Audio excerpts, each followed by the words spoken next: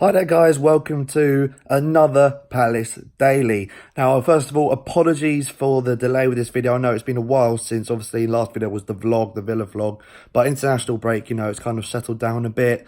So apologies for the delay for this video, but I've got it up now, and I just wanted to let you know, wanted to get your thoughts on the season so far. I think it's a good time to address the first 4 games of the season, to look at the season at this early stage and how things have progressed for all the clubs and all the teams. So it's open not just to Palace fans, of course. If there are any other fans watching this, I'd love to know your thoughts on how you feel the season's gone for your side. 4 games in, we're obviously sitting 4th place in the league, looking quite pretty at the moment. 7 points. I think it's been a pleasant surprise. Normally we start the season so poorly. It's really nice to finally see the team start a season well, especially off the back of that Sheffield United defeats 2 games in. I thought, here we go again.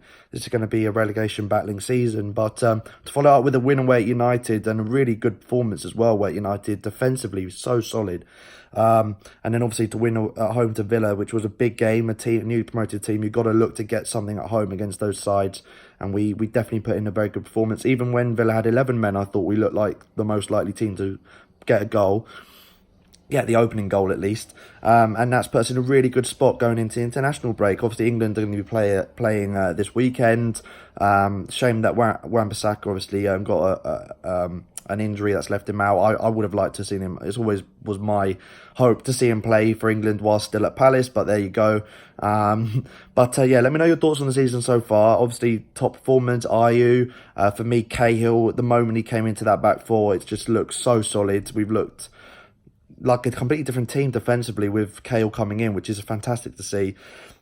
And it's great to see as well on social media, he's tweeting about Palace. He was tweeting just earlier today, this week, about training, international break, but still training hard with the boys, and it was really good to see that he's kind of adapted to Palace so quickly, and he's been fantastic. And he's obviously someone who, if Luca's unavailable for whatever reason, I'd definitely give him the captain's armband.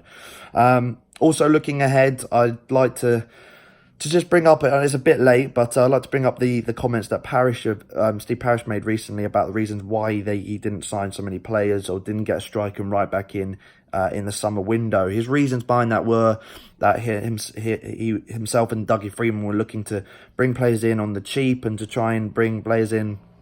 They didn't want to overspend, I think was the main point he wanted to make. Didn't want to overspend, and were looking to get the right players in for a good value because of spending too much in previous windows.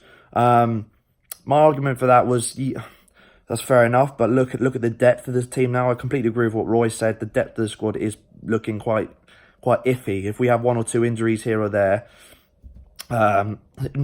specifically at right back and striker position, I think centre midfield, we got midfielders for days, and we're not too bad in the winger role, because obviously Maya and Camarasa I think can play out wide as well. So I think it's mainly the striker and right back role I'm referring to here, and centre back, but I think Sakho's back fully fit now. We are looking quite weak in those areas. I think it was poor to bring no one in. It's all well and good saying, I don't want to overspend, you don't want to spend too much money. I completely agree with that. But to bring no one in, I think they needed, even on a loan deal, bringing in a right back or a striker, even just one, either or, would have been something. And I think we needed that. And hopefully we see them address it in January. But I wanted to know everyone's thoughts on that, and specifically on Parish. How are you feeling about him now? I know at the start of the season and after the window, there were a lot more people calling for his head than the typical, Palace season. But right now, I think that with the start to the season, you've got to bear in mind how well we've started, the signings he has brought in, and the impact, like Cahill, the impact, and of course Jordan Ayew, the impact they've had on the side. What's everyone's thoughts on Steve Parish at this moment in time? Obviously, try and keep what's happened in the past out of it, and the build-up, and obviously the poor window that we've just had. Try and just address it on face value right now. What are your thoughts on Steve Parish and going forward with the club? Are you happy with him? I'd love to know your thoughts on that, please.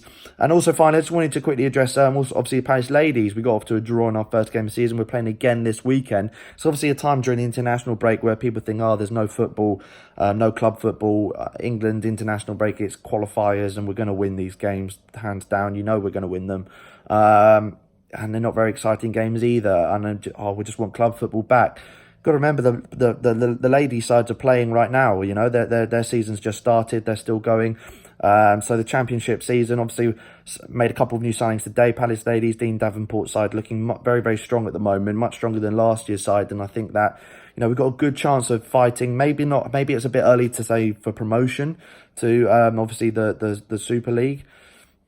Obviously the equivalent of the Premier League for the women's game, but I think that we got a great chance to finish better off than last season. We finished around I think it was second bottom last season, but we've got a good platform to build on for the season ahead. Obviously, new rebranding of the women's leagues a few years ago, so I think it's just adjusting to the new system, and I think that the new signings we brought in look good. Draw to start the season, clean sheet, great. Playing again this Sunday. Go and support the women's side. I'll definitely want to do, as I said at the start of the season, more content around the Palace ladies side. Obviously now called Crystal Palace FC. They're not called Crystal Palace ladies anymore, which I think is a great move for the club. And yeah, I really want to do some more videos around that. Obviously, comment below your thoughts and any suggestions you have for video ideas in the future. But anyway, guys, comment your thoughts down below. I just briefly touching on certain topics today for this Palace Daily. Hopefully going to be doing at some point next week maybe a live stream to get, you know, a more in-depth discussion going with fans. If you want to join into that, I'll let you know with more details to come, and I might do some stuff on Twitter as well. I'll keep you tuned for that. But as always, guys, comment your thoughts down below, any ideas for videos in the future, etc., and obviously any topics, anything you want to talk about, put down below, and like, share, subscribe if you haven't already. Thank you guys for watching. See you guys next time.